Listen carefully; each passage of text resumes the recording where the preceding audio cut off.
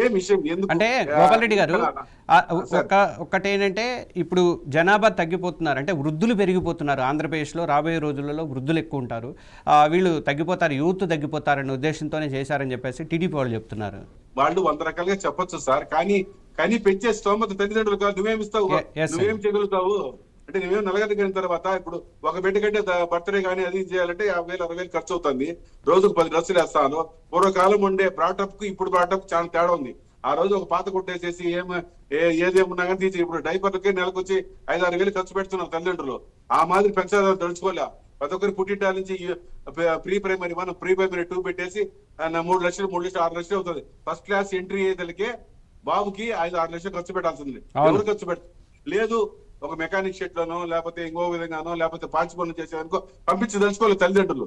కానీ అది వాళ్ళు స్ఫూర్తి మీద స్వేచ్ఛ. వాళ్ళకి అవసరం 2 గంటలు 3 గంటలు. దానికి కొంతమంది ఈ కాలం మరి మోడర్న్ లో అసలు బిడ్డలే వద్దు అనే కాడికి కూడా కొంతమంది యువత వచ్చుంటారు. మనం స్వేచ్ఛగా ఉన్నాము, మన పాటికి మన లైఫ్ ఎంజాయ్ చేద్దామని కూడా ఒక సంస్కృతి కూడా ప్రారంభమైంది. మీరన్నట్టు